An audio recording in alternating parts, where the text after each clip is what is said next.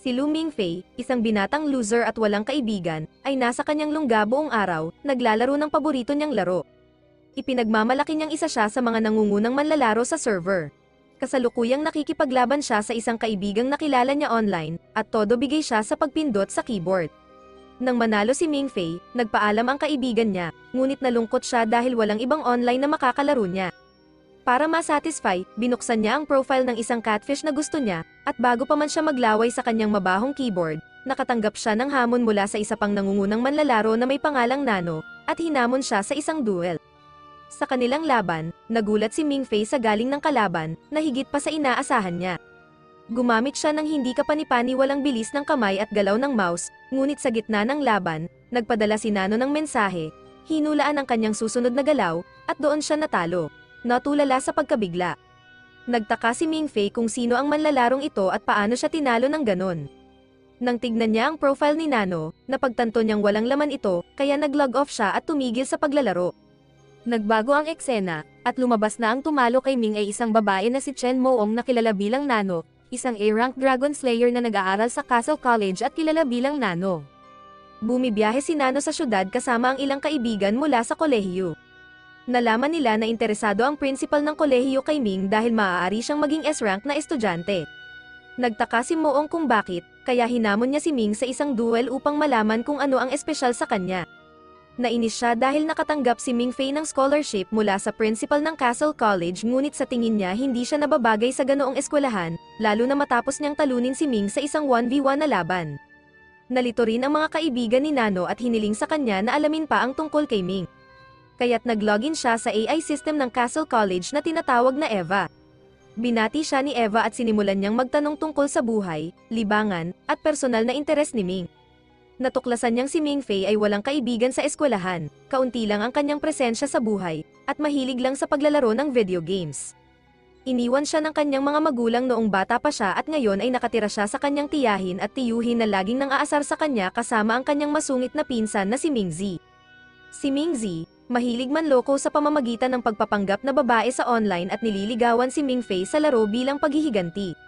Pinagsabihan siya ng kanyang tiyahin at tiyuhin na kailangan niyang kumita ng pera, kung hindi ay wala siyang kinabukasan. Nalaman din ni Nano na may gusto si Ming sa isang babae sa eskwelahan na nagngangalang Chen Wen.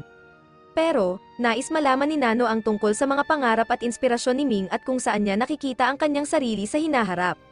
Nang tignan ni Eva ang kanyang mga pangarap, sinabi nito na gusto lang ni Ming maging simpleng tindero sa newsstand para kumita ng sapat na pera para sa kanyang mga laro at manatili online hanggat maaari. Nagulat si Nano sa narinig at muntik nang mawala sa linya ang kanyang kaibigan sa pagmamaneho dahil sa pagkalito kung bakit gusto ng principal si Ming sa kolehiyo, gayong tila isang malungkot na nilalang lamang siya na nangangarap tungkol sa mga catfish cuties. Matapos palabasin ng bahay para bumili ng mga grocery at gamit, nadapa siya sa mailbox at nagtanong kung may sulat para sa kanya.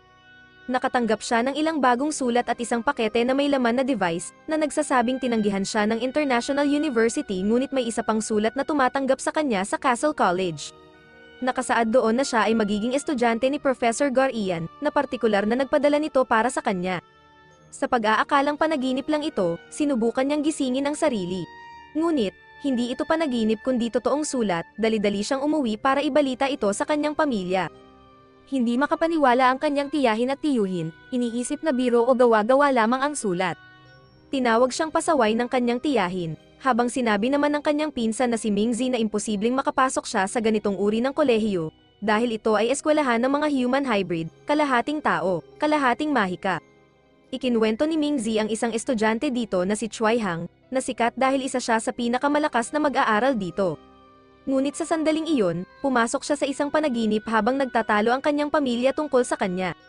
Sa kanyang panaginip, lumitaw ang isang helicopter sa kanilang apartment at lumabas mula rito si Choi Hang, na nag-imbita kay Ming na sumali sa akademya. Yumukod pa si Choi Han sa kanya, tinawag siyang master at sinabing matagal na siyang hinihintay. Ngunit bumalik siya sa realidad at naisip na baka tama ang kanyang pamilya, na baka isang biro lang ang lahat ng ito. Nagsimula siyang lumakad palayo. Ngunit sa sandaling iyon, nagsimulang tumunog ang device na nasa loob ng sulat. Sinabi ng kanyang AR na may gustong makapanayam si Ming bukas tungkol sa kanyang pagtanggap sa Castle College. Nagulat ang lahat sa balitang ito, kinalaunan, Nakausap ni Ming ang kanyang matalik na kaibigan online, na siyang tanging tunay na natuwa para sa kanya at nagbigay pa ng mga tip para sa interview. Kinabukasan, dumating si Ming sa gusali para sa interview, sa pangunahing syudad. Nagulat siya nang makita niyang naroon din ang ilan sa kanyang dating mga kaklase, na tila nakatanggap din ng parehong sulat. Isa sa mga estudyante ay ang kanyang matagal ng crush na si Chen Wen. Habang naghihintay sa pila para sa interview, kinausap ni Ming si Cheng Wen, binigyan siya ng lakas ng loob at sinabing huwag kabahan dahil magaling siyang magsalita at nangunguna sa kanilang klase noong high school. Pagkatapos magpasalamat ni Winwin, isa-isang pumasok ang mga kandidato sa interview. Ginugol ni Ming ang nakaraang araw sa pag-uulit ng mga posibleng tanong at sagot sa kanyang isip. Ngunit nang tanungin siya ng examiner ng mga hindi inaasahang tanong tulad kung naniniwala siya sa aliens, nagulat siya dahil inaasahan niyang tatanungin siya ng mga pangkaraniwang bagay tungkol sa kanyang buhay. Ngunit sinabi ng isa sa mga interviewer na hindi nila kailangan malaman ang kanyang buhay at sagutin lang ang mga simpleng tanong dahil mahalaga ang mga ito. Kaya sinabi ni Ming na naniniwala siya sa mga alien at bawat gabi ay tinitignan niya ang mga bituin, sinasabi na malawak ang sansinukob at dapat may buhay sa ibang planeta sa kalawakan. Pagkatapos ng mga random na tanong, tumayo si Ming at umalis, humingi ng paumanhin sa mga examiner at sinabing baka mali ang kolehiyong napasukan niya, at umalis sa gusali. Habang siya ay naglalakad palabas, isang lalaki ang biglang pumasok sa gusali at kinumpronta ang mga examiner tungkol kay Ming Fei at kung paano ang naging takbo ng interview. Sinabi nila sa lalaki, na si Professor Guderian pala, na umalis si Ming Fei sa interview pagkatapos ng unang tanong. Nagalit si Professor Guderian at sinabing dapat pinigilan nila si Ming Fei na umalis at kailangang tawagan siya para bumalik. Habang naglalakad pa uwi, nakita ni Ming Fei si Chen Wen, at tinanong siya kung gusto niyang sabay silang pumunta sa graduation party. Tinanggap ito ni Ming Fei, umaasa na balang araw ay makakasama niya si Chen Wen habang buhay, at manirahan sa syudad. Inisip niya na baka nasira na niya ang pagkakataong makapasok sa Castle College. Ngunit pag-uwi niya, sinabi ng kanyang tiyahin na tumawag ang isang Guderian, at pumasa siya sa interview at maaaring mag-enroll sa Castle College. Kinabukasan, bumalik sila sa gusali para makipag-usap kay Professor Guderian, kasama ang kanyang tiyahin, tiyuhin, at pinsan. Gusto agad malaman ng kanyang tiyahin ang tungkol sa pera at saan siya titira.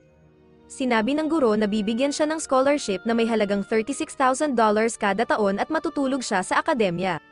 Nang marinig ang malaking halaga, agad na hinimok ng kanyang tiyahin si Ming na tanggapin ito. Ipinaliwanag ni Professor na kailangan nila si Ming Fei dahil siya ay pambihirang talent na minsan lang lumitaw sa 100 taon. Nagdulot ito ng pagkalito sa kanyang tiyahin at tiyuhin. Ngunit inilabas ni Professor ang isang sulat mula sa mga magulang ni Ming, na yun pala ay mga kilalang estudyante ng Castle Academy. Ibinigay niya ang sulat kay Ming Fei, na nagulat dahil akala niya ay iniwan siya ng mga magulang nang walang dahilan. Umiiyak, nagpaalam siya sa mesa at pumasok sa banyo upang basahin ang laman ng sulat. Ipinaliwanag ng kanyang ina kung ano ang nangyari sa kanila at bakit siya iniwan noon, na mahal siya ng kanyang ina at siya lang ang tunay na mahalaga sa kanya. Dahil sa kanyang bloodline, kinailangan niyang pumasok sa Castle College. Hiniling din niya sa principal na bigyan si Ming Fei ng scholarship pagdating ng tamang edad. Sa sandaling iyon, lumapit si Nano kay Ming habang siya ay umiiyak sa banyo ng babae, sinabing dapat lumabas na siya sa gusali kung ganoon siya umiyak, at inihatid siya pabalik sa pulong. Pagbalik, tinanong siya ng professor kung ano ang iniisip niya tungkol sa pag-enroll sa eskwelahan, ngunit sinabi niya na kailangan pa niya ng oras para mag-isip. Narinig ito ni Nano, sinabi niyang ang dahilan ng pag-aatubili ni Ming ay dahil sa isang babae na gusto niya at ayaw niyang iwan. Nagulat si Ming Fei at nagtaka kung paano nalaman ni Nano ang tungkol kay Chen Wen. Pagkatapos, nabuking ni Nano ang kanyang sarili nang sabihin niya ang isang bagay na sinabi niya kay Ming sa laban nila sa laro noong gabing iyon. Agad na naalala ito ni Ming at napagtanto niyang si Motong pala ay si Nano at ang taong tinalo siya sa laro. Nag-iisa sa rooftop, nagtataka si Ming kung paano nalaman ni Nano ang tungkol sa kanyang pribadong buhay at nagsimulang mag-confess ng kanyang nararamdaman kay Chen Wen sa kanyang telepono. Habang inaamin ni Ming ang kanyang nararamdaman, biglang lumitaw si Nano sa likuran niya, ikinagulat niya ito. Sinabi ni Nano na madaling matukoy ng artificial intelligence na si Eva ang kanyang lokasyon at siya'y pinapunta doon ni Professor Guderian para kumbinsihin siyang sumali sa akademya sa huling pagkakataon. Ngunit nag-atubili ulit si Ming, dahil sa kanyang pagtingin kay Wenwen, sinabi niya kay Nano na mahal niya ito at hindi niya maiiwan hanggat hindi niya naipapahayag ang kanyang damdamin. Ngunit, sinabi ni Nano na alam niyang hindi siya gusto ni Wenwen at masisira lang niya ang kanyang pagkakataon sa akademya para sa isang taong hindi rin naman siya mahal. Kahit na ganoon, inisip ni Ming na may pag-asa pa rin dahil inalok siya ni Wenwen na pumunta sa party. Matapos ipaliwanag ni Nano ang lahat ng dahilan kung bakit mali ang mga desisyon niya sa buhay, sinabi niya na kung hindi siya sasali ngayon, habang buhay itong makakaapekto sa kanya. Kinabukasan, nagkita sina Ming at Shen Wenwen para sa graduation party kinabukasan, bumili ng ilang gamit para sa party, ngunit nilapitan ulit siya ni Nano, pinapayuhan siyang iwan na si Wenwen. Sinabi niya na aalis na ang professor ngayong gabi kaya kailangan niyang magdesisyon agad. Ngunit, plano na ni Ming Fei na umamin sa kanyang nararamdaman kay Wenwen sa graduation party kaya tinanggihan niya ulit ang alok ni Nano. Nakita si Ming Fei na nag-e-ensayo ng kanyang pag-amin sa salamin para maging handa kinabukasan. Dahil wala siyang pera, pumitas siya ng mga bulaklak sa lupa para ibigay kay Wenwen. Nang magsimula na ang party, dinalhan siya ng kanyang kaibigang si Jam Mango ng suit. Matapos magbihis, pumunta siya sa main stage ng graduation at binati ang dalawang iba pang estudyante na nakasuot din ng suit dahil inupahan sila ni Xiao Mango. Pagkatapos, pinlano ni Ming Fei ang kanyang susunod na hakbang at nagdesisyong pumunta sa entablado dala ang mga bulaklak para umamin ng pag-ibig. Ngunit bago pa man niya masimulan ang kanyang talumpati, lumabas si Xiao Mango dala rin ang mga bulaklak at inamin ang kanyang nararamdaman kay Chen Wenwen. Ang lahat ng ito ay isang biro lang pala ni Xiao Mango, at mas masaklap pa, kasabwat pala si Chen Wenwen. Inamin din ni Wenwen ang kanyang nararamdaman kay Xiao Mango sa harap ni Ming at nagsimula silang mag-date doon mismo. Tumayo si Ming Fei sa gitna ng katahimikan, ramdam ang pagtataksil ng malapit na kaibigan at lubos na nasaktan. Habang lubog si Ming sa kalungkutan at pagtanggi, biglang lumitaw si Nano na suot ang pinakamagandang damit na ikinagulat ng mga kaklase. Dahan-dahan siyang bumaba mula sa hagdan ng graduation ceremony. Lumapit si Nano kay Ming Fei kasama ang kanyang mga kasamahan at pinalakpakan ang kanyang mga kamay bilang senyales sa mga babae na baguhin ang damit ni Ming. Pagkatapos, inakbayan siya ng magandang si Nano at sinabi kay Wenwen at Xiao Mango na mas mahalagang bagay ang dapat gawin ni Ming kaysa sa pagdalo dito, ikinainis ni Mango. Sinabi ni Nano sa kanilang dalawa na ito na ang huling pagkakataon na makikita nila ang bersyon ni Ming Fei na ito at lumabas sila ng gusali. Sinabi ni Nano kay Ming na pwede siyang lumingon sa kanya sa huling pagkakataon, ngunit tumanggi si Ming at hindi lumingon tulad ng isang tunay na alpha. Pagkatapos nilang umalis, nagmaneho sila ng matagal hanggang sa maubos ang gasolina ng kotse. Huminto sila sa isang lugar para maghintay na mapuno ulit ang tangke. Dito sinabi ni Nano kay Ming na hindi siya maaaring mabigo sa principal o professor sa hindi pagpapasok kay Ming sa Castle Academy. Ngunit nagpasalamat si Ming kay Nano sa hindi pagsuko sa kanya at nag-isip ulit, nais niyang sumali sa Castle College. Ipinagbigay alam ni Nano kay Eva ang kanyang desisyon at pagkatapos batiin si Ming ni Eva sa unang pagkakataon, binigyan siya nito ng kanyang kasalukuyang statistics, tinawag siyang S-rank na estudyante kasama ang kanyang student ID code at lahat ng impormasyon tungkol sa kolehiyo. Bigla, iginawad ni Nano kay Ming ang korona, pinangalanan siyang hari ng kolehiyo kahit hindi pa siya nakakagawa ng anuman. Labis siyang na-overwhelm sa balitang ito, sinabi ni Nano na marami na ang nakoronahan bago siya tulad ng kanyang mga magulang, ngunit marami ang handang pumatay para sa korona at mamatay dahil dito. Gayunpaman, nagpasakop siya kay Ming at sinabi na siya ang magiging personal niyang subordinate at gagabayan siya sa kaalaman na natutunan niya sa loob ng maraming taon sa kolehiyo. Kaya't masaya niyang tinanggap si Nano bilang kaibigan. Isinave ni Eva ang lahat ng impormasyon ni Ming sa system para magamit niya, at naipabatid nito sa lahat ng iba pang estudyante na papunta sa Castle College. Makalipas ang ilang araw, makikita si Ming sa airport kung saan tinanong niya ang opisyal tungkol sa CC line na dapat niyang sakyan papunta sa kolehiyo. Ngunit sinabi ng opisyal na walang ganoong linya at hindi siya nakikipag-usap sa mga pulubi. Tiningnan ni Ming Fei ang sarili at ang kanyang $20, sinabi niyang hindi siya pulubi, ngunit napansin niya ang ibang pulubi na mukhang katulad niya na may mga lumang bagahe. Sinabi ng opisyal na pumunta siya sa Chinese Embassy para humingi ng matutuluyan at pagkain, at pagkatapos ay umalis, iniwan siyang pakiramdam na naloko at parang NPC. Nagpasya siyang pumunta sa McDonald's para bumili ng burger ngunit hindi siya pinagsilbihan dahil hindi raw sila nagseserbisyo sa mga pulubi. Doon niya nakilala ang isang batang lalaki na may pilak na buhok na nagngangalang Finger. Humingi si Finger ng pera kay Ming para bumili ng soda. Napansin niya ang card ng Castle College sa kamay ni Ming at naglabas din siya ng katulad na card. Sinabi niyang siya ang senior niya at kinuha ang pera ni Ming. Kinagabihan, magkasama silang nakaupo sa metro station at naghihintay sa CC line na dapat nilang sakyan papunta sa kolehiyo. Ipinaliwanag ni Finger na ang kolehiyo ay nakatago sa isang lambak at ang pinakamadaling paraan para makapunta doon ay sa pamamagitan ng CC line, maliban kung mayroon kang pribadong jet at pahintulot mula sa headmaster. Naghintay sila hanggang hating gabi bago sila nakatulog. Nanaginip si Mingfei na nasa isang digmaan siya kasama ang mga taong tumatakbo na nakasuot ng mga robe, at paggising niya, nakakita siya ng malaking buwan sa labas ng bintana ng istasyon at isang batang lalaki na nakaupo sa tabi niya sa lupa.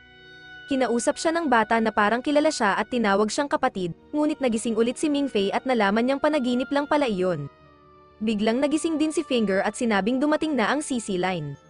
Narinig nila ang isang lalaki na lumalapit sa kanila na may hawak na kampana. Inanunsyo ng lalaki na dumating na ang CC-1000 Express train at lahat ng estudyante ay dapat sumakay kasama ang kanilang bagahe at tiket. Lumapit si Finger sa kanya at sinabi ng lalaki na hindi niya inaasahang makita ang kanyang mukha doon at sinabi ni Finger na na-demote siya ulit, na nagtala ng record ng sunod-sunod na demotions, bumaba mula G hanggang sa F.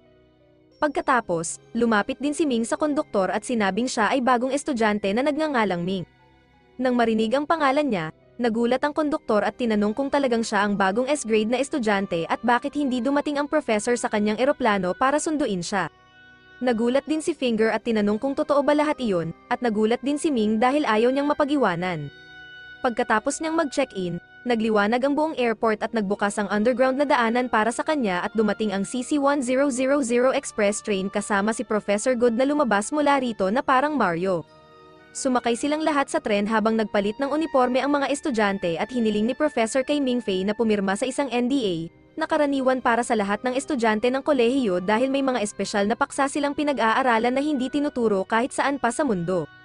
Pagkatapos, ipinaliwanag ng professor na pinag-aaralan nila ang tungkol sa mga dragon at tinanong si Mingfei kung ano ang opinyon niya dito. Sinabi niyang ito ay mga alamat lamang na bahagi ng iba't ibang mythology at kwento. Ngunit sinabi ng professor na totoo ang mga ito at matagal nang naglalaban ang mga tao at dragon. Ngunit hindi alam ng karaniwang tao ang tungkol dito. Dito sa Castle College, pinag-aaralan nila ang mga paraan upang patayin ang mga dragon at lumikha ng mga bayani na makakatulong sa sangkatauhan. Matapos marinig ang lahat, sinabi ni Ming na baka kailangan ng propesor ng isang doktor sa pag-iisip kaysa sa isang dragon slayer. Ngunit bigla siyang nawala ng malay at nanaginip tungkol sa parehong batang lalaki na nagsasabing totoo ang mga dragon at ipinakita sa kanya ang isang eksena na may totoong dragon sa tuktok ng isang yelong bundok. Ipinaliwanag nito na matagal na ang nakalipas, pinatay ng isang tao ang hari ng mga dragon sa kanyang trono at siya ang naging unang emperador ng tao. Nang mamatay ang dragon, nagdiwang ang lahat at dahil sa bayaning tao na ito, umunlad ang sibilisasyon. Nawala ang batang lalaki at bumalik sa ulirat si Mingfei. Gising na siya at sinabi sa propesor na baka siya nga ay baliw. Ngunit dinala ng propesor ang isa sa kanyang mga kasama na may dalang dalawang kahon.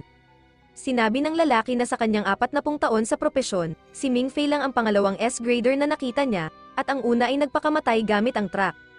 Binuksan nila ang unang kahon at ipinakita sa kanya ang kaliskis ng dragon at hiniling na subukan niyang barilin ito. Sinabi ni Ming na may karanasan siya sa mga baril dahil sa kanyang pagsasanay militar at binaril niya ito, ngunit tumalbog lang ang bala, ipinapakita ang tibay ng kaliskis. Sinabi ni Ming na baka advanced technology lang ito. Pagkatapos ay tiningnan nila ang isa pang kahon na naglalaman ng batang dragon sa isang capsule sa tulog na estado. Ikinwento ng propesor ang kwento sa likod nito ngunit inisip ni Ming na action figure lang ito at sinabing mag-mature na sila. Tinitigan niya ng mabuti ang dragon at bigla itong nagising at sinubukang makawala, ngunit dahil sa bagong nanotech case, nakatulog ulit ito nang hindi nakakatakas. Sinabi ng propesor na maaaring nag-react ito sa malakas na genetics ni Ming at iniisip niya na masaya ang kanyang ninuno na si Andrew Tate sa narinig. Pagkatapos, dumating sila sa kolehiyo at pumasok si Mingfei kasama ang propesor. Habang naglalakad, tinanong niya ang propesor kung bakit wala silang nakitang ibang estudyante, at nagtaka rin ang propesor. Biglang nag-alarm ang mga sirena, at na-realize ng propesor na malapit nang magkaroon ng gulo ang lahat at hinila si Mingfei para magtago sa likod ng isang haligi. Biglang lumabas ang maraming kabataan mula sa lahat ng dako na suot ang pulang at itim na suit. Nagbarilan ang dalawang grupo at naging war zone ang buong lugar. Tinamaan din ng propesor at bumagsak siya, nagpatuloy ang kaguluhan hanggang sa isang babae at ang mga lider ng dalawang grupo na lang ang natira. Lumabas ang mga lider at nagharap, ipinakilala bilang leader ng student union na si Caesar at ang presidente ng Lion Art Society na si Zhang. Naglaban sila na parang mga bida sa isang anime at ginawang mukhang NPC si Mingfei sa pagkukumpara. Habang abala sila sa pagpatay sa isa't isa, ang dalawang babae ay humarap kay Mingfei na nasa gitna. Ang babae mula sa red team ay lumabas na si Nano, itinutok ni Nano ang baril kay Mingfei at sinabihang yumuko, at binaril ang babae sa likod niya. ngunit siya muna ang tinamaan at tila nanalo ang Black Team. Ngunit biglang pumasok si Ming-Fei sa Ultra Instinct sa pamamagitan ng pagpapaubaya sa kanyang katawan sa batang lalaki na lumalabas sa kanyang mga panaginip, at nagawang barilin din niya ang babae pati na rin ang dalawang leader na parang boss. Pagkatapos, naupo si Ming sa tabi ng haligi at muling nakuha ang kontrol sa kanyang katawan. Biglang dumating ang isang malaking grupo ng mga nurse at mediko sa eksena at sinimulang gamutin ang lahat.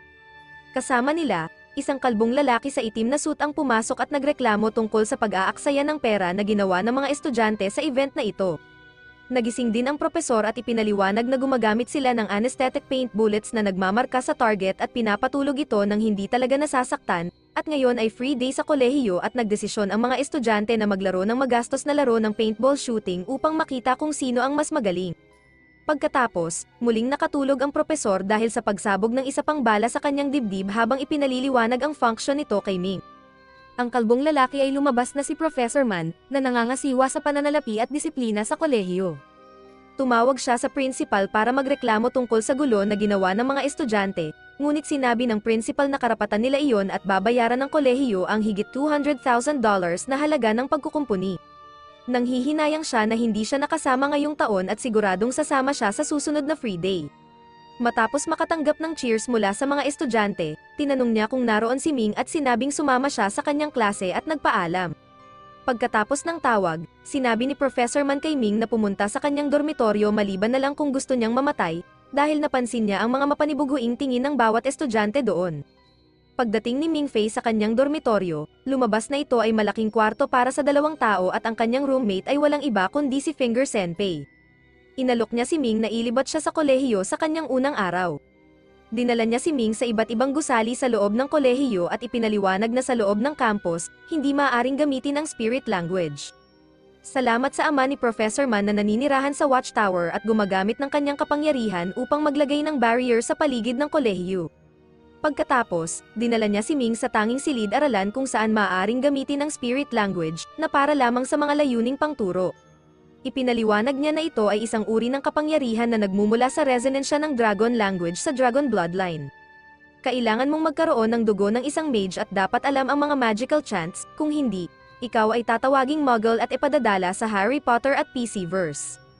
Habang naglalakad, nakasalubong nila ang iba't ibang estudyante na nagsasanay ng kanilang spirit language at isa sa kanila ay aksidenteng nawala ng kontrol sa kanyang water spirit, ngunit isa pang estudyante ang nagyelo nito at nailigtas ang lahat. Samantala, sa isang airship, ang principal ay umiinom kasama ang kanyang kaibigang si Manson at tinanong siya tungkol sa mga estudyante noong panahon ng huling Dragon King. Sinabi niya na sa halip na mga sundalo, ngayon ay nais niyang lumikha ng mga henyo na makakapanguna sa sangkatauhan sa isang bagong panahon ng kapayapaan na walang banta ng mga dragon, at handa siyang sanayin si Ming mismo para dito. Pagkatapos, tinanong niya si Manson tungkol sa isang lihim na misyon na kanilang sisimulan at nagpatuloy ang airship sa kanilang destinasyon.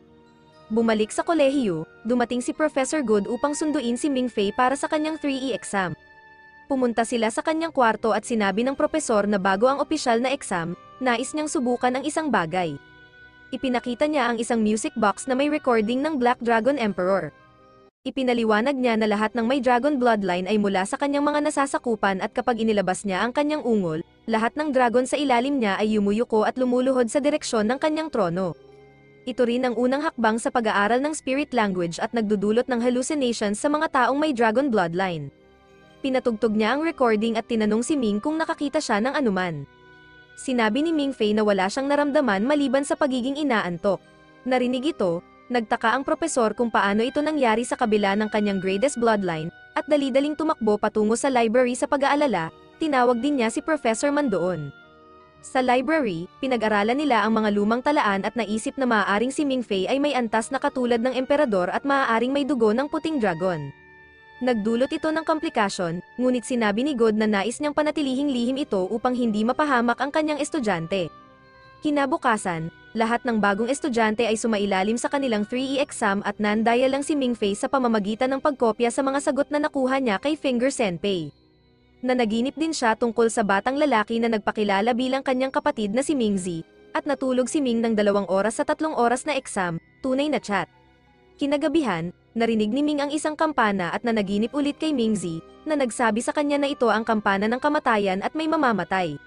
Maaari itong maging problema ngunit maaari ring maging oportunidad. Hiniling ni Ming na magkaroon ng kakayahang magbukas ng mapa upang makita ang lokasyon at layout ng lahat ng bagay sa mundo. Ipinagkaloob ito ni Ming Zi sa pamamagitan ng isang spell at nagising si Ming Fei sa totoong mundo. Tinatawag siya ni Finger dahil nag-alarm ang emergency. Lumabas silang lahat at nalaman na lahat ng grade at mas mataas na estudyante ay kailangang magtipon sa meeting hall kung saan sinabi ng mga propesor na sa isang misyon, natagpuan nila ang palasyo ng Bronze Dragon King at dalawa sa kanilang board members ay naipit doon dahil patuloy na nagbabago ang palasyo. Ipinakita nila ang mga larawan ng dragon writing na natagpuan sa palasyo at hiniling sa kanila na subukang i-decode ito sa pag-asang makahanap ng daan palabas. Mayroon lamang silang 20 minuto at humihingi sila ng tulong mula sa buong mundo. Samantala, nagmumukhang tanga si Ming Fei, sinusubaybayan lang kung paano ginagawa ng lahat ang kanilang makakaya sa kanyang unang araw sa bagong mundong ito. Napansin niya ang isa sa mga bagong estudyante na magaling din at nagsimula siyang makaramdam ng pagkababa ng sarili.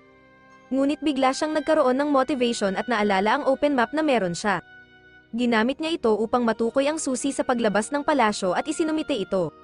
Sa tulong nito, nahanap nila ang daan palabas para sa mga tao sa palasyo. Ngunit, lumabas na wala silang sapat na oxygen upang makabalik sa ibabaw. Ang dalawang miyembro na ito ay parehong mga taong nag-interview para sa kolehiyo at mahal nila ang isa't isa. Ginawa nila ang lahat upang makarating sa ibabaw at ihatid ang kakon na nakuha nila mula sa palasyo. Ngunit sa kanilang daan, sinalakay sila ng isa sa mga tagapaglingkod ng Dragon King, isang Sea Dragon, at napatay silang dalawa bago pa man nila naiparating ang kakon sa mga nakatataas sa airship. Sinimulang habulin ng Sea Dragon ang airship upang mabawi ang kakon. Ngunit lumaban si Mans ng buong lakas upang ipaghiganti ang kanyang mga namatay na kasama. Naging mahabang habulan ito kung saan paulit-ulit na niloloko ng Sea Dragon si Mans at napatay pa nito ang kanyang sekretarya. Sa kanyang pagdadalamhati, binaril ni Mans ang halimaw gamit ang kanyang machine gun, ngunit walang epekto. Nagsimulang mawala ng lakas ang airship at tila magiging katapusan na nila. Ngunit napansin ni Mans na malapit sila sa dam at inutusan niya ang barko na dumiretso dito at hayaang sundan sila ng Sea Dragon at patayin ito sa pamamagitan ng pag-ipit sa mga gate ng dam. Nagtagumpay ang kanilang plano, ngunit bago iyon, nagawang ipasok ng dragon ang isa sa mga ngipin nito sa tiyan ni Mans. Kalaunan, inanunsyo ng principal na matagumpay ang kanilang misyon at nakakuha sila ng mahahalagang dragon writing at artifacts, salamat sa tulong ni Ming at iba pang estudyante. Pagkatapos, tumunog ang kampana sa kolehiyo, senyales ng pagkamatay ng ilan sa kanilang miyembro. Sa labas ng hall, pinasalamatan ni Zhang Ximing sa kanyang kontribusyon at inanyayahan siya na sumali sa Lion Art Society bilang kanyang kahalili, ngunit tumanggi si Ming Fei, sinasabing hindi niya kayang tanggapin ang ganoong posisyon. Bumalik sa airship, lumabas ang principal at umupo kasama ang kanyang naghihingalong kaibigan. Iniulat niya ang tungkol sa misyon at sinabing itago mula sa mga estudyante ang impormasyon tungkol sa kanilang pagkawala, at sabihin lamang sa kanila na abangan ang susunod na misyon.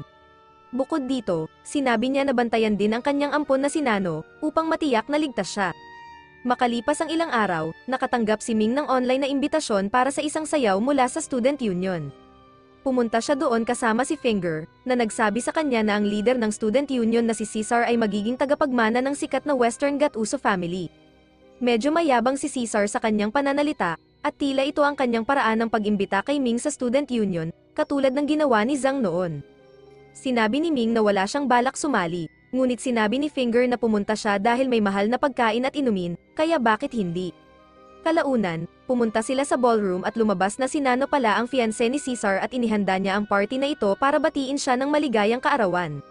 Nagkaroon sila ng sayaw at si Finger ang humila kay Ming dahil alam niyang hindi siya makakakuha ng mga babae. Ngunit kalaunan, lumapit sa kanya ang bagong estudyanteng may blonde na buhok na matagal nang tinitingnan ni Ming at tinulungan siyang maghatid ng isang magandang sayaw na ikinatuwa ng lahat. Nang matapos ang pagtatanghal, formal na inanyayahan ni Caesar si Ming Fei na tumabi sa kanya, ngunit sinabi ni Ming na kailangan niya ng oras para mag-isip at lumabas upang hanapin si Nano na maagang umalis para huminga ng sariwang hangin. Inanyayahan siya ni Nano na mag-drive sa tuktok ng isang burol at magkasama silang umalis. Samantala, nagkaroon ng mataas na alerto sa seguridad ang kolehiyo dahil sa pagpasok ng 13 na mananalakay sa pasilidad, at mukhang naghahanap sila ng kakon na nakuha mula sa palasyo ng Dragon King. Pinagsama ni na Caesar at Zan ang kanilang mga grupo at nasa mahahalagang posisyon para mahuli ang mga mananalakay, habang ang ibang faculty at estudyante ay nakatalaga rin. Mabilis nilang nahuli ang 7 sa 13 na mananalakay, ngunit wala sa kanila ang nagbunyag ng pagkakakilanlan ng kanilang leader, na sinasabing hindi nila nakikita ang mukha. Dahil karamihan sa mga elitistang estudyante ay nasa labas para sa mga misyon, nagpa siya ang principal at si Professor Man na hilingin sa ama nito, ang Night Watcher, na tanggalin ang seal sa spirit language upang magamit nila ang kanilang mga kapangyarihan at maprotektahan ang kolehiyo. Naaprubahan ang kahilingan at dahil dito, nagamit din ng kaaway ang kanilang spirit language upang itago ang kanilang presensya sa lahat. Apat sa kanila, kasama ang kanilang leader, ay pumasok sa lugar ni Caesar para abalahin siya, habang isang babaeng may blonde na buhok ang ipinadala para harapin si Zhang, at isang karakter na pampetawa ang inatasan sa pinakamahalagang misyon na kunin ang kakon. Walang mali sa mga asignaturang iyon, di ba? Inilantad ng leader ang kanyang pagkakakilanlan bilang si Mai, at siya ang kapatid ng isa sa mga namatay sa huling misyon na kunin ang kakon mula sa palasyo ng Dragon King. Sinabi niyang walang kinalaman ito sa kanyang kapatid at nandoon lamang sila upang tuparin ang kanilang misyon ayon sa kanilang employer. Gumamit si Caesar ng kanyang spirit language na tinatawag na Scythe, na nagbibigay sa kanya ng kakayahang medama at aksyonan kahit ang pinakamaliit na paggalaw sa paligid niya. Gamit ang kakayahang ito, nabawasan niya ang bilang ng kanilang kalaban, at sa huli, sina Caesar at Mai na lang ang natira para magharap. Si Mai ay may kakayahang itago ang kanyang presensya at gumamit ng mabilis na pagkilos para magbigay ng tumpak na pag-atake na parang asasin. Ito ay kumpletong kabaligtaran ng kakayahan ni Caesar, at nagtapos ang kanilang labanan sa tabla ng maharangan ni Caesar ang lahat ng kanyang pag-atake ngunit bahagya lamang. Sa kabilang banda, si Zhang ay ipinakita na may isa sa pinakadalisay na bloodline sa mga estudyante bukod kay Ming, at ang kanyang spirit language ay ang kakayahang tinatawag na Dragon King's Flames, na nagbibigay kakayahan sa kanya na magpasiklab ng apoy sa paligid at kontrolin ito. Lumalabas na ang babae sa panig ng kaaway ay mayroon ding bihirang kakayahang ito, at naging pantay na labanan ng mga apoy. Samantala, ang nakakatawang karakter ay nakarating sa underground chamber kung saan naroon ang AI. Salamat sa impormasyong nakuha niya, nakarating siya sa underground research facility kung saan nakalagay ang kakon, ngunit sa kanyang paglalakad, nawala niya ang kanyang telepono at aksidenteng nabuksan ang isang nakakandadong pinto na naroon simula pa noong 1912. Sa huli, nakapasok siya sa facility at nakita ang principal na ipinapakita ang kakon sa mga mananaliksik. Napansin nilang may crack sa kakon at mula sa CT scan report, nalaman nilang ito ay dulot ng proseso ng pagpisa sa halip na aksidente. Sinubukan ng mga siyentipiko na buksan ang kakon para makita kung may buhay sa loob, ngunit pinigilan sila ng principal at pinapalabas sila dahil ayaw nilang maglabas ng dragon sa kolehiyo. Habang pinalalabas ng principal ang mga ito, palihim na pumasok ang nakakatawang karakter at kinuna ng litrato ang kakon at nagpasyang basagin ang kaso at dalhin ito para sa $5 milyong na gantimpala. Ngunit sa huli, nawala ang kanyang loob dahil sa mga ilusyon na nakuha niya mula sa paglapit sa kakon at nagpasyang umalis na walang dala. Sa sorpresa ng lahat, isang anino na figura ang pumasok pagkatapos niya at binasag ang selyo ng kakon, binigyan ito ng dugo para gisingin ang Dragon King na si Constantine. Bumalik sa kolehiyo, nagtapos sa tabla ang laban ni na Caesar at Mai ng isang malakas na pagsabog ang nagtulak sa kanilang dalawa palayo at nawalan ng kuryente ang lugar. Lumapit sila upang tingnan kung ano ang sanhi nito at nakita nilang may mga nag-aapoy na yapot sa lupa, na nagpapahiwatig na maaaring gawa ito ni Zhang at ng babae. Habang nangyayari ito, nag-e-enjoy si Ming sa pag-akyat sa burol kasama ang kanyang kaakit-akit na kaibigang si Nano. Sa daan, nakatanggap siya ng vision mula kay Ming Zi na nagsasabing tutulungan niya si Ming na makuha ang puso ni Nano kung nais niya at sinabihan siyang sundin ang payo ni Nano na magdala ng regalo para sa kanyang kaarawan. Nagpa siya si Ming na magbigay ng mga bulaklak at sinabi ni Ming na gagawin niya itong posible. Kalaunan, umupo sila sa tuktok ng burol na may mga paa sa tubig at sinabi ni Nano na gusto niyang sumali si Ming sa student union upang maging kanyang maliit na kapatid at protektahan siya. Pinag-isipan ito ni Ming at tinanong siya tungkol kay Caesar, at sinabi ni Nano na ito ay isang pampulitikang kasal at siya ay kailangan sumunod. Sinabi niya kay Ming na alam niya ang tungkol sa kamatayan ni Naay at ng iba pang lalaki at malapit ang mga ito sa kanya. Sinabi niya na hindi lang sila ang namatay, pati na rin ang kanyang mentor na si Mans, ngunit lihim ito sa mga estudyante. Sinabi niya na sa huli, lahat ay mamamatay ngunit paminsan-minsan ay pumupunta siya rito para makita kung makikita niya ang mga bituin, ngunit ngayong gabi ay maulap. Nalungkot si Ming para sa kanya at nagpas siyang gamitin ang keyword na sinabi sa kanya ni Ming Zi. Bigla, nagbukas ang mga ilaw ng kotse at nagsimulang magpatugtog ng musika at nagpasabog ng mga paputok sa langit na hugis bulaklak na may mensahe sa mga ulap na, "Happy Birthday Nano," isinulat sa paraang alam lang ng kanyang yumaong ina. Ito'y nagpaiyak kay Nano at napagtanto ni Ming na namimiss niya ang kanyang yumaong ina at kaya siya naawa sa kanya nang unang magkita sila dahil umiiyak siya para sa kanyang mga magulang. Tiningnan niya si Nano at sinabi sa kanya na mula ngayon siya ang kanyang nakababatang kapatid at sasali siya sa student union. Pagkatapos, bumalik sila sa kotse at nagsimulang magmaneho pababa sa kolehiyo at sa wakas ay nakatanggap si Nano ng mensahe ni Caesar na sinasabing inaatake ang kolehiyo.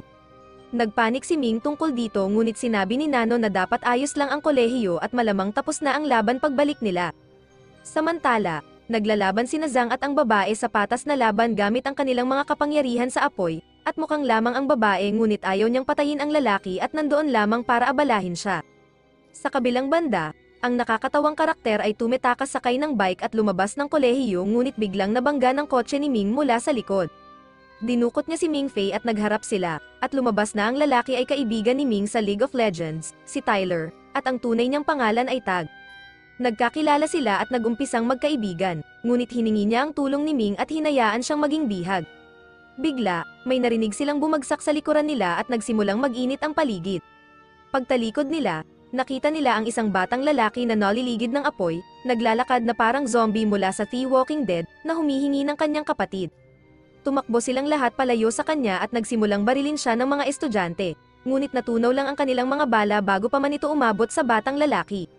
Naisip ng mga propesor na ang batang ito ay talagang Dragon King na napisa mula sa kakon, at siya ang Dragon King ng apoy at tanso na kayang manipulahin ang apoy at tanso sa paligid niya, na nagpapawalang saysay sa mga bala. Patuloy na naglakad ang bata habang hinahanap ang kanyang kapatid, at nagtago si Ming at ang iba pa sa likod ng isang haligi, at nakipagkita kay Caesar, Mai, at Finger. May kutob silang hinahanap ng bata si Ming Fei, kaya nagtago sila sa loob ng isang pool upang ilayo ang batang apoy, habang si Caesar at Man ay lumaban at umatras matapos makuha ang impormasyon tungkol sa kahinaan ng bata. Habang nangyayari ito, tinawagan ng contractor ni Man ang kanyang telepono at sinabi sa kanya na ang batang lalaki ay talagang si Dragon King Constantine at siya ay nasa hindi matatag na estado ngayon, at malapit nang mag-disintegrate ang kanyang katawan, na magreresulta sa isang bagyo na sapat na malakas upang maging parang paputok lang ang mga nuclear bombs sa Hiroshima at Nagasaki. Iminungkahi niya na gamitin nila ang mga peking bala na ginagamit nila sa kanilang pagsasanay sa kolehiyo, dahil walang metal sa mga ito, at habang hindi ito makakasakit sa bata, kung sapat ang dami ng bala na babaril sa kanya, maaari nilang mapatulog siya. Nagsimula silang barilin ang bata gamit ang mga rubber bullets habang nagtatago si Ming Fei at ang iba pa sa pool na parang mga duwag. Habang nasa loob ng pool, naramdaman ni Ming Fei na papalapit ang bata, kaya sinabihan niya ang dalawa pa at nagtago silang lahat sa ilalim ng tubig. Matagal na nagtago si Ming Fei ngunit nang umahan siya, napunta siya sa ibang mundo.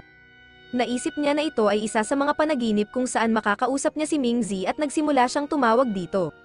Lumabas siya mula sa pool at naglakad sa isang lambak at nakita ang isang batang lalaki doon at tinanong kung ano ang lugar na iyon. Lumingon ang bata at lumabas na siya si Constantine.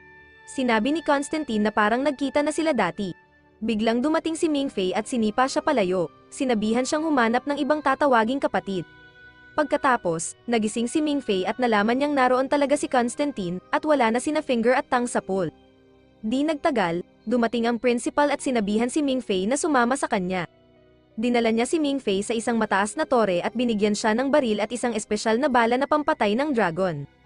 Sinabi niya na siya lang ang makakagawa nito dahil sa kanyang mataas na grade na bloodline, at baka bumagsak ang iba sa ilalim ng kanyang kakayahan. Pagkatapos, sinabi niyang gagawa siya ng daan para kay Ming upang mapatay niya si Constantine. Samantala, binobomba si Constantine ng mga rubber bullets habang nasa tuktok ng isang tore, at nakatingin siya pababa kay Tang at Finger. Lumalabas na si Tang talaga ang hinahanap niya at hindi si Ming. Nagsimula siyang mawalan ng kontrol sa kanyang mga kapangyarihan at nagbago sa kanyang tunay na anyo bilang dragon. Ngunit biglang lumundag ang principal at ginamit ang kanyang espesyal na teknik na Time Zero upang bagalan ang lahat sa paligid niya at magbukas ng sugat para kay Ming na tutukan at tapusin ang laban. Binaril ni Ming ang dragon gamit ang tulong ni Ming at napawalang bisa ang kapangyarihan ng dragon. Pagkatapos, inutos ng principal na gamitin ang totoong bala para batasin ng butas ang lizard.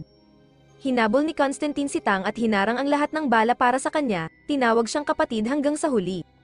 Hindi alam ni Tang kung ano ang sinasabi niya at tumakbo palayo papunta sa gubat, ngunit habang tumatakbo, nagsimula siyang makakita ng mga vision mula sa kanyang nakaraang buhay at napagtanto niyang siya pala ang Dragon King ng apoy at tanso na si Norton, at si Constantine ay kanyang nakababatang kapatid. Matapos makita ang pagkamatay ng kanyang kapatid sa harap niya, bumalik siya sa Underwater Palace at nagsimulang magpalakas at nagising ang kanyang lingkod na si Sea Dragon.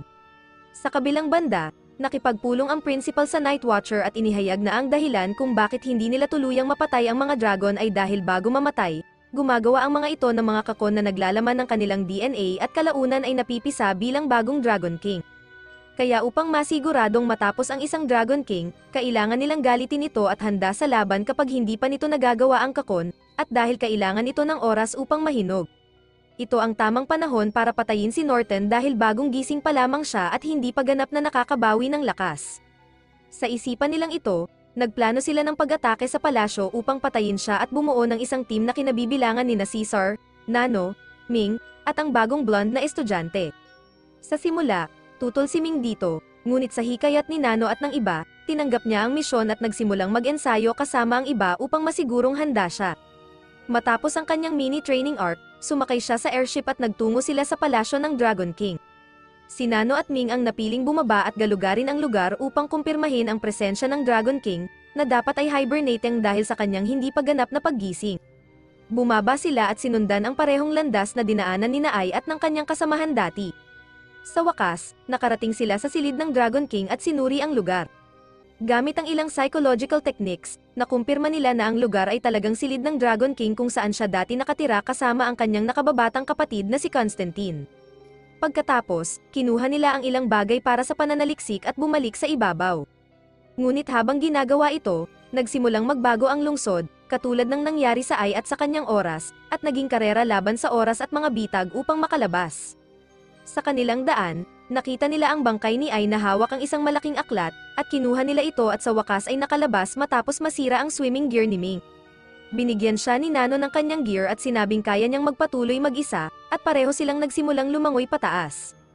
Samantala, inatake ng Sea Dragon ang airship at sinira ang isa sa mga makina nito. Kinuha ni Caesar ang kontrol at inutos sa kanila na tumakas mula dito, ngunit patuloy na hinabol ng Sea Dragon ang airship at dinala sila patungo sa isang bangin kung saan nakatayo si Norton sa itaas. Tumalon si Norton pababa at sumakay sa Sea Dragon, at pagkatapos ay ginamit ang kanyang kapangyarihan upang pagsamahin ito sa kanya at maging isang malaking dragon na tawagin nating Tangon. Sinimulang habulin ni Tangon ang airship upang ibagsak ito, ngunit nagpa siya si Caesar na lumaban pabalik nang malaman niyang naroon din si Zhang. Salamat sa kanyang Psi ability, gumawa siya ng plano upang ilihis ang pansin ni Tangon sa isang laban ng isa-isa at saka atakehin ito ng malakas na atake mula kay Zhang.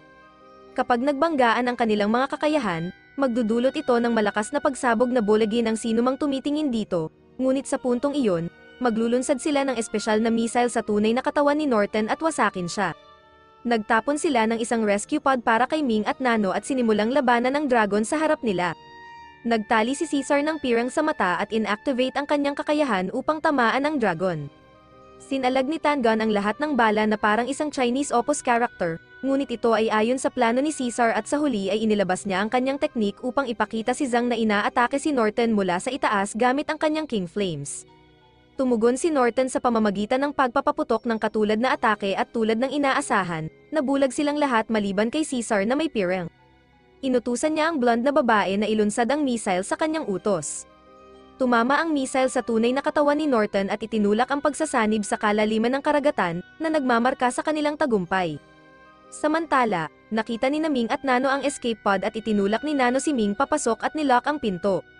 Nagtataka si Ming kung ano ang ginagawa niya, ngunit biglang binutasan ng nalulunod na si Tangon si Nano sa dibdib gamit ang isa sa mga stinger nito at naging bahagi siya ng Dead Donut Gang. Nakita ni Ming ang kanyang tanging pagkakataon na mawala ang kanyang pagkabirhen sa harapan niya, at nagsimula siyang magwala at naging medyo baliw. Ito ay nagdala sa kanya sa loobang kaharian kung saan nakilala niya si Ming Zi na nag-alok na tulungan siyang talunin ang Dragon King at iligtas ang kanyang future na asawa. Naging interesado si Ming Fei sa sinabi ni Ming Zi ngunit labis na nagalit sa sarili dahil sa pakiramdam niya ay isa siyang walang kwentang kabiguan. Palagi siyang inililigtas ng iba at hindi niya kayang tumulong pabalik. Ngunit, sa tulong ni Ming Zi, ginamit niya ang pinakamakapangyarihang jutsu sa kasaysayan ng Doa, ang Tall No Jutsu. Ginamit niya ang sikat na Tall No Jutsu sa kanyang sarili at napagaling ang kanyang depresyon, isang bagay na hindi pa nagagawa ng sinuman sa mga nanonood. Nang malampasan ito, sinabi ni Ming Zi na maaari siyang gumawa ng isang demonyong kasunduan kung saan ipagkakaloob niya ang 4 sa kanyang mga kahilingan at tutulungan siyang iligtas si Nono at talunin ang Dragon King kapalit ng karapatan na pagmamay-ari sa kanyang buhay at katawan kung sakaling sabihin niyang siya ay nag-iisa at isang bahagi ng kanyang sariling buhay.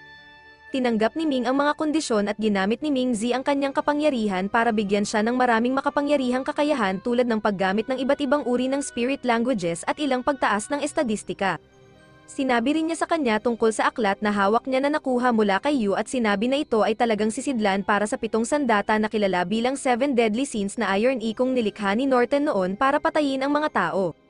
Nang handa na ang lahat, lumabas si Ming Fei mula sa escape pod at iniligtas si Nano.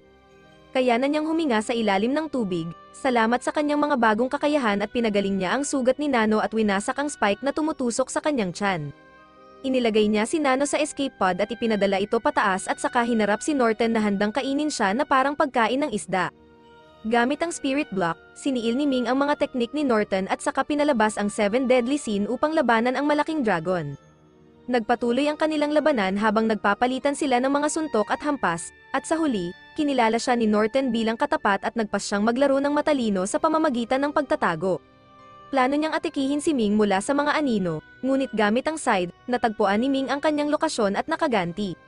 Nang magkaharap sila sa tunay na katawan ni Norton, napagtanto ni Ming na ito ay talagang ang kanyang kaibigan na si Tyler Tang, at labis siyang nalungkot. Hindi niya kayang ilabas ang huling suntok, ngunit hinayaan niyang hawakan siya ni Norton sa leeg. Sinabi ni Ming Zi na palagi siyang mahina at kinuha ang kontrol sa kanyang katawan at sinaksak si Norton gamit ang isa sa 7 Deadly Sin, hinayaang malunod siya sa kanyang kamatayan. Sa ibabaw, sinagip ni na Caesar at iba pa si Nano at binigyan siya ng unang lunas at medikal na paggamot. Natagpuan ni Zero, ang babae na may blonde na buhok, si Ming na lumulutang sa ibabaw ng dagat at bumaba siya upang iligtas siya at dinala siya pataas ng airship. Samantala, nagpa siya si Norton na gamitin ang kanyang huling hininga para maglunsad ng huling atake, ngunit binaril siya ni Man gamit ang bala na pampatay ng dragon ayon sa kanyang tungkulin sa misyon, at tuluyan nang natapos ang kabanata ni Norton. Pagkatapos ng lahat, tinawag ng principal si Ming Fei para sa isang pulong sa kanilang pagbabalik sa kolehiyo. Ipinaliwanag niya kung sino si Tang at inihayag kung paano bumubuo ang mga Dragon Kings ng Kakon na may kanilang DNA para mabuhay muli sa bagong katawan. Si Tang ay katawan ng muling pagkabuhay ni Norton, at nang makita niya ang kanyang kapatid na mamatay sa harap niya, bumalik ang kanyang tunay na alaala at muling nabuhay bilang si Norton. Nakinig si Ming sa lahat ng ito ngunit nalungkot pa rin dahil sa kanyang tanging kaibigan sa online, at tumango lamang na parang naiintindihan niya. Sinabi ng principal na huwag siyang mag-alala sa pagpatay kay Norton at na nailigtas niya ang milyon-milyong buhay kundi bilyon-bilyon. Hiningi niya rin kay Ming na panatilihin itong lihim dahil hindi nila alam kung paano talaga namatay si Norton. Sinabi niya na kahanga-hanga ang plano ni Caesar, ngunit hindi dapat sapat iyon para patumbahin si Norton, at pagkatapos, muling nabuhay si Norton. Sigurado siya na may itinatago si Ming sa kanila, at inisip ni Ming ang tungkol sa kontrata niya kay Ming Zi at sinabing naiintindihan niya at nagpasalamat sa principal na hindi na siya tinanong pa. Pagkatapos, inabot sa kanya ng principal ang isang liham at sinabing natanggap nila ito mula sa isang hindi kilalang address at para sa kanya. Binuksan niya ito at nalaman niyang galing ito sa kanyang ina, na nagsasabing nalulungkot siya na wala siya para sa kanya at ipinagmamalaki siya, at nais niyang dalawin siya pagka-graduate niya sa kolehiyo. Umiiyak si Ming at pagkatapos ay bumalik si Ming Fei sa kolehiyo at kinausap si Finger, nagrereklamo tungkol sa mga balita at artikulong inilalathala niya tungkol sa kanya sa website ng kolehiyo. Biglang may kumatok sa pinto at pagbukas nila, naroon si Caesar na nakasuot ng damit pangluto at humihingi ng asukal. Binigyan siya ni Finger ng asukal at inihayag na lumipat si Caesar at si Zhang sa dorm kasama si Nano at ang vice-presidente ng Lion Art Society. Dumating si Nano at nagbigay kay Ming ng tsokolate at sinabing gumagawa sila ng mas marami sa kwarto. Agad na tumakbo si Finger palabas at sinimulang ubusin ang lahat ng tsokolate, at tinanong si Ming ni Nano kung sasali siya sa hapunan. Sinabi ni Ming na may iba siyang plano at bumalik sa loob. Pagkatapos, nakatanggap siya ng sulat mula sa isang tao. Binuksan niya ang pakete at nakita ang isang smartphone sa loob at nagtaka kung nagkakaroon ba siya ng déjà vu. Binuksan niya ito at nakita ang isang mensahe, binuksan niya ito at nalaman na galing ito kay Ming Zi, na kinukumpirma ang kasunduan at kontrata na ginawa nila at kinuha ang presyo ng 1/4 ng kanyang buhay para sa mga power-ups na ibinigay niya sa huling laban-laban kay Norton at upang iligtas si Nano. Bukod dito, sinabi niya na panatilihin niyang ligtas ang telepono dahil lilipad siya upang tulungan siya kung magpadala siya ng mensahe para humingi ng tulong. Sinabi ni Ming na kailangan lang niyang huwag gamitin ang mga kahilingan at mabubuhay siya kasama ang kanyang mga kaibigan sa buong buhay niya at nagpa siyang lubos na tamasahin ang kanyang buhay kolehiyo. Samantala, sa opisina ng principal, makikita na mayroon siyang larawan ni Ming at Ming Z at tila alam niya kung sino talaga sila. Salamat sa panonood, kung nagustuhan mo ito at nais makakita pa ng higit, siguraduhin mag-like at mag-subscribe sa channel na may notifications para hindi mo makaligtaan ang mga hinaharap na video. Hanggang sa susunod, mga kaibigan, ingat!